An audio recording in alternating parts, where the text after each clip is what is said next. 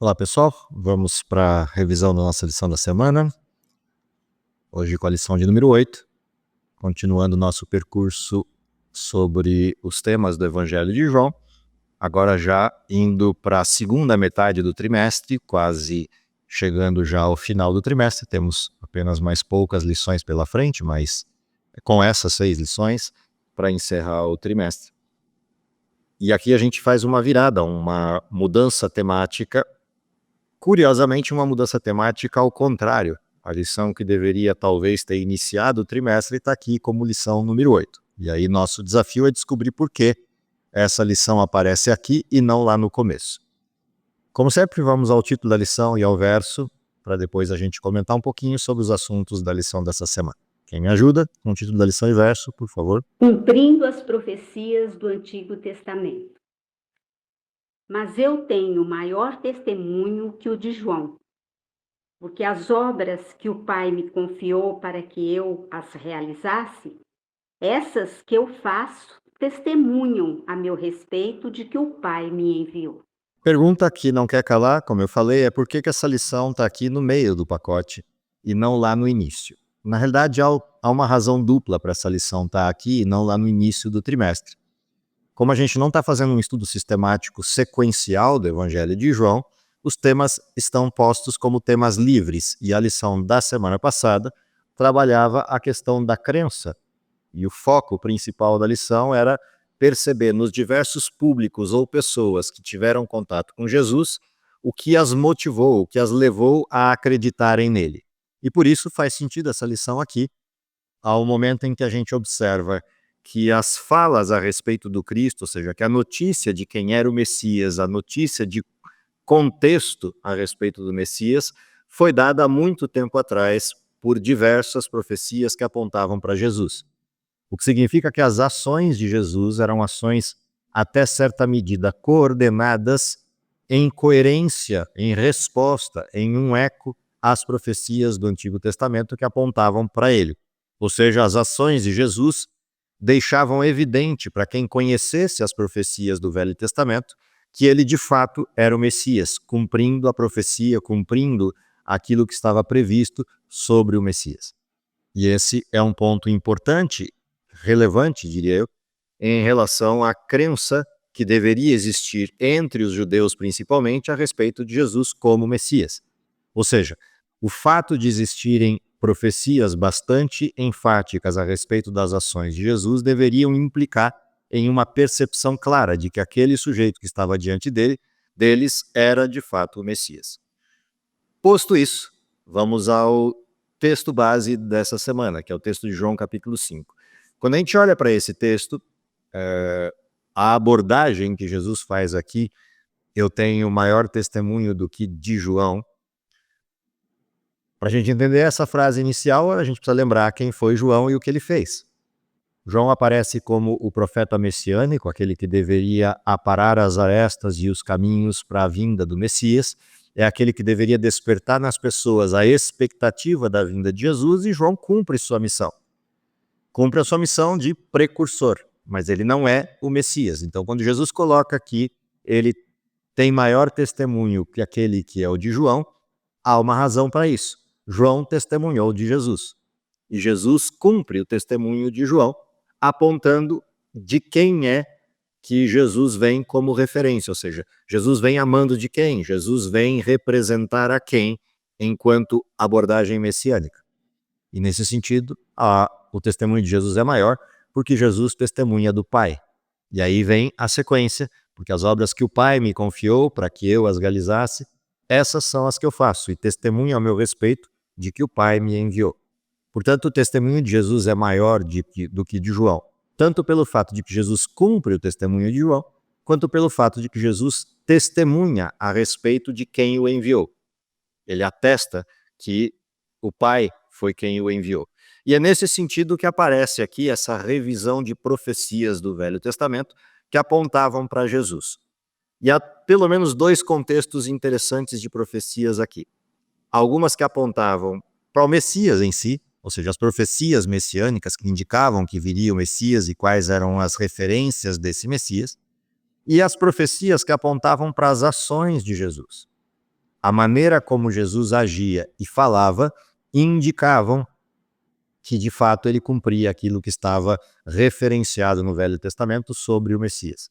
As falas de Jesus, as ações de Jesus demonstravam esse cumprimento. Quando a gente olha para o primeiro conjunto, que são as profecias propriamente messiânicas, elas vão dizer respeito ao lugar de nascimento, à forma de percurso de Jesus, à época em que Jesus deve vir. São todas profecias que apontam para questões ou geográficas ou temporais a respeito do Messias. E esse é um conjunto bastante sólido e importante nas profecias do Velho Testamento.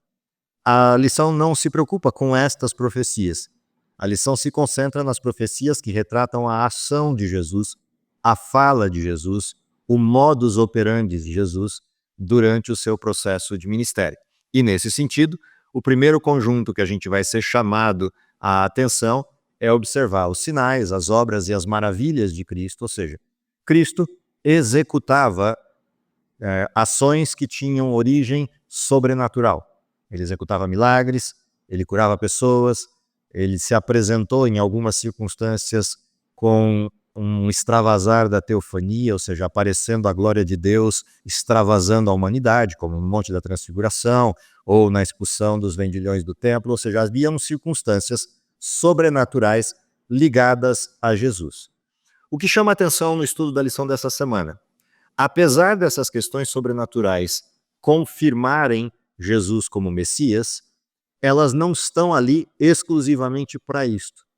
Ou seja, as apresentações sobrenaturais de Jesus, os sinais, maravilhas, milagres que foram operados por Jesus, embora sustentem uma atividade sobrenatural em Jesus, elas não confirmam a atividade messiânica, no sentido pleno da palavra. E há uma razão para isso. A lição sinaliza, o autor da lição sinaliza que já nos dias de Jesus existiam profetas ou outras pessoas que se diziam profetas e que manifestavam sinais e maravilhas, como curas, como outros tipos de sinais sobrenaturais. O que significa que Jesus poderia ser facilmente confundido numa primeira instância com um desses falsos profetas, ou até mesmo com um dos profetas verdadeiros existentes nas diversas épocas do povo de Israel, e não necessariamente como ser reconhecido como Messias. Ou seja, os sinais tinham um outro propósito além deste, que não só a confirmação da messianidade de Jesus. Os sinais tinham a ver com a obra de Jesus. E, portanto, a extensão dos sinais, porque os milagres de Jesus tinham um volume muito maior do que qualquer profeta que o antecedeu. A profundidade de algum desses sinais em termos de ações que eram realmente ações grandiosas, como a multiplicação dos pães ou a grande pesca, eram milagres fora da proporção usual dos milagres vistos em outros profetas. Porque ressurreições foram feitas por profetas antes de Cristo. Elias, Eliseu, por exemplo.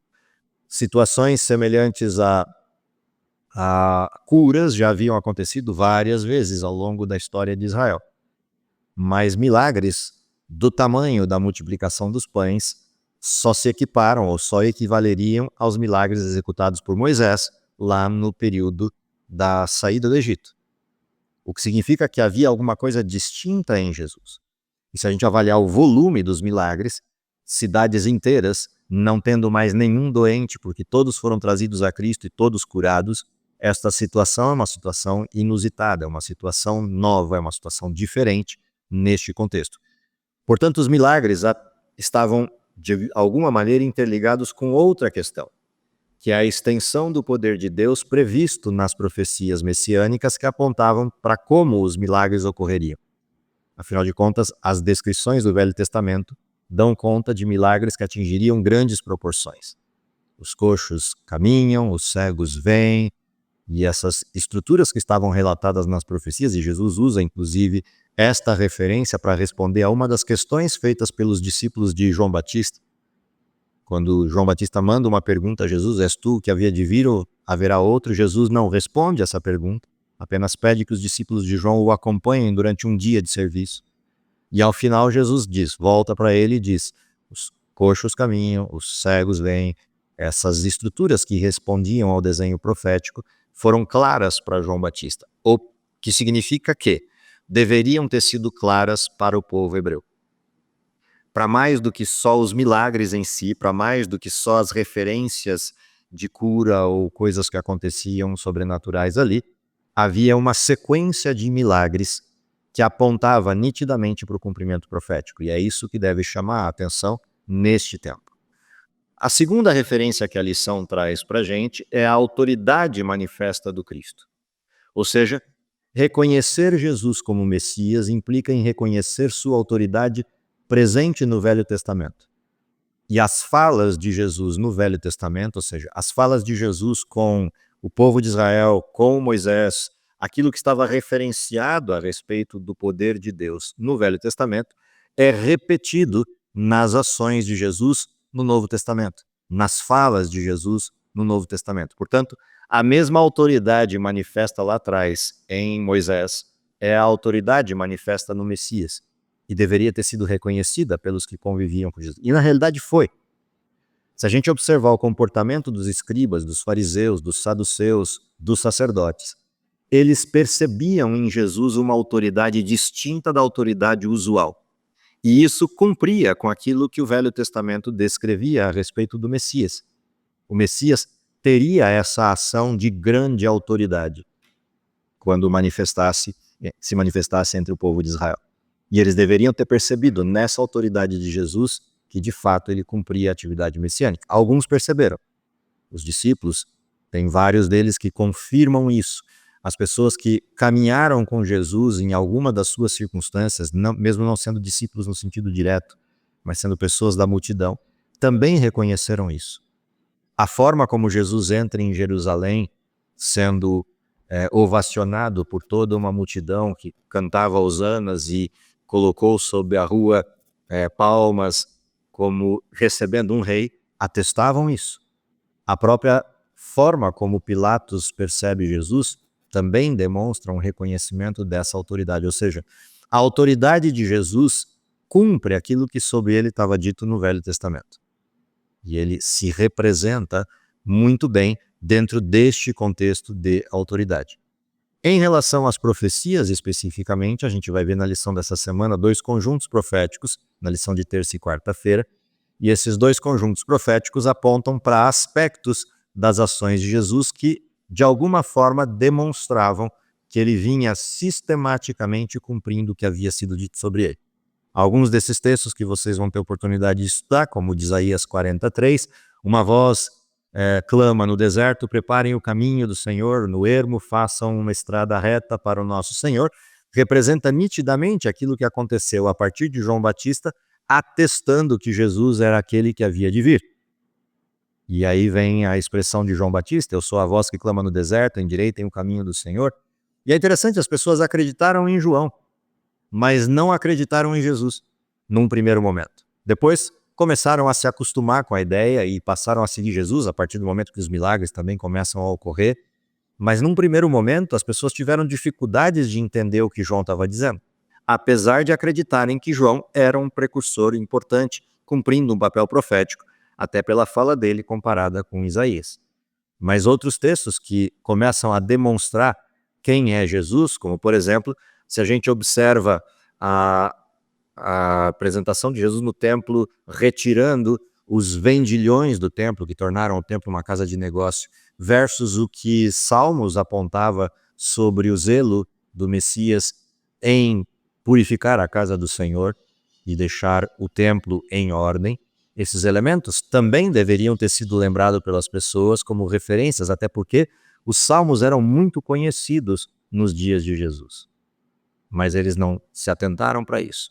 Porque é interessante observar a peculiaridade com que essas profecias vão apontando para Jesus. Porque é interessante observar o Novo Testamento sendo referenciado no Velho. Há uma coisa importante acontecendo com Jesus em paralelo a essa situação da messianidade, que é Jesus demonstrando os desvios de cumprimento religioso do seu tempo. A tradição hebraica, a tradição judaica dos dias de Cristo havia distanciado a população do texto puro da Bíblia.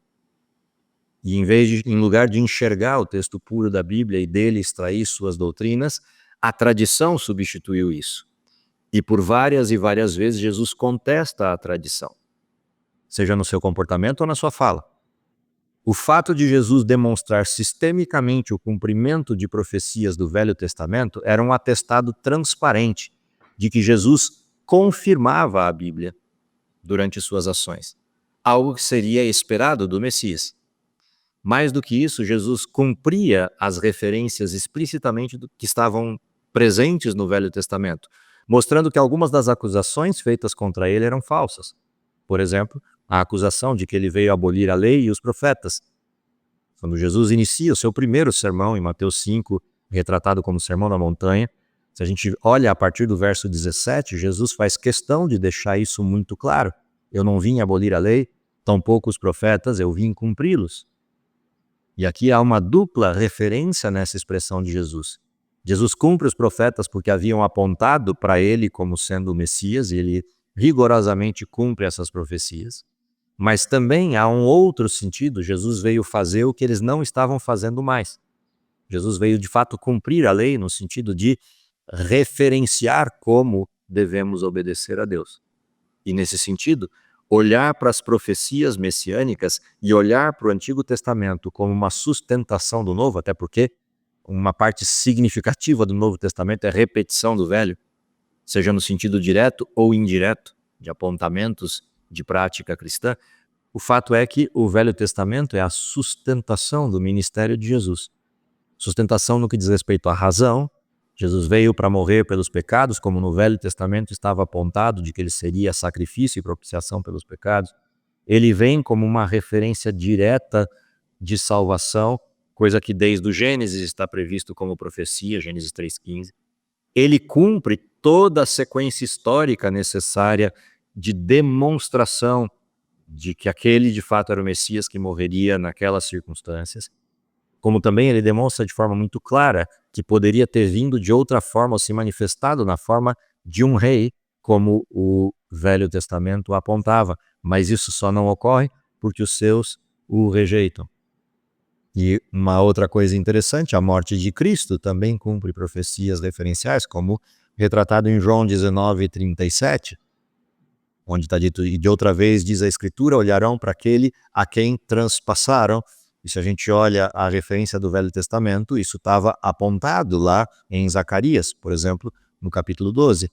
E sobre a casa de Davi, e sobre os moradores de Jerusalém, derramarei meu espírito da graça e de súplicas, olharão para aquele a quem traspassaram, prantearão por ele, como quem pranteia por um filho único, e chorarão por ele, como se chora amargamente pelo primogênito. E ainda completando no capítulo 13, se alguém lhe perguntar que feridas são essas nas suas mãos, ele responderá, são as feridas com que fui ferido na casa dos meus amigos. Ou seja, havia todo o indicativo possível para que eles crescem. E essa é a razão para essa lição estar aqui, nessa posição e não lá no início. A gente falou sobre fé na semana passada, e agora a gente vê um exemplo claro de que por mais explícitos que sejam os textos e as referências proféticas, crer depende, em primeiro lugar, de um tempo dedicado à compreensão dessas profecias. 2, de uma disposição pessoal de permitir que o Espírito atue em nós para a compreensão. E uma vez vinda a compreensão, abrir mão das questões humanas que de alguma forma nos distanciem da aceitação do Cristo. Ou seja, de forma muito explícita, a lição dessa semana demonstra que aquelas pessoas tinham tudo para acreditar e ainda assim descreram. E nisso vem uma advertência importante na última das lições da semana, que é quando aquele texto em que Jesus diz, vocês são daqui de baixo e eu sou lá de cima, vocês não compreendem as coisas de cima porque estão presos às coisas daqui, demonstra claramente o que passava no coração dos que descreram, dos que deixaram a oportunidade passar. O orgulho, a ostentação, a arrogância, a percepção maior do que devida de si mesmo, levou aquelas pessoas à negação do Cristo. Algo que é consistente com o que ocorrerá no final dos tempos. Quando Cristo voltar, muitos estarão e serão achados nessa mesma condição. Construíram suas próprias verdades, montaram suas próprias tradições, se distanciaram da referência bíblica e não reconheceram o tempo em que vivem. Portanto, a grande advertência para nós é qual é o nosso comportamento diante da verdade que nos é entregue. Qual é o nosso comportamento diante do legado que nos foi deixado ao longo de toda a estrutura da Escritura, seja no Velho ou, no nosso caso, no Novo Testamento também. O comportamento nosso será o mesmo dos escribas, dos fariseus, dos saduceus, dos sacerdotes. Ou nosso comportamento será semelhante ao de Filipe, Natanael, Pedro, João, Nicodemos e tantos outros, que mesmo tendo passado por seus altos e baixos na parte inicial da sua crença, quando entenderam a mensagem que lhes estava disponível, acreditaram de forma plena, pagando inclusive com a vida alguns deles, para manter o Evangelho e divulgar o Evangelho. E essa é a mesma expectativa que temos para o nosso tempo. Seremos considerados como aqueles que são daqui de baixo e não compreendem as coisas do céu, ou seremos pautados como os filhos de Deus que se renderam àquilo que a mensagem apresentava sobre ele e se comportaram como quem espera que Cristo vá voltar. Que seja a segunda nossa opção, que estejamos de fato esperando Jesus voltar e nos aprimorando a cada dia no sentido do conhecimento bíblico, do tempo gasto com Deus e principalmente da confiança que temos nas suas promessas, que seja essa a nossa realidade, é o meu desejo para vocês durante o estudo e revisão dessa semana. Vamos orar? Querido Pai que está nos céus, te agradecemos pelo dom da vida, te agradecemos porque a Bíblia nos atesta de maneira bastante completa as referências necessárias para o tempo em que vivemos.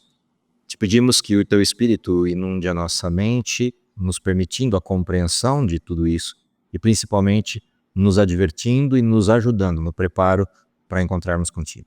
Prepara-nos para o Teu reino, é o nosso pedido, confiados de que talvez possamos encontrá-lo ainda em nossa geração e por isso te pedimos em nome de Jesus essas coisas. Amém.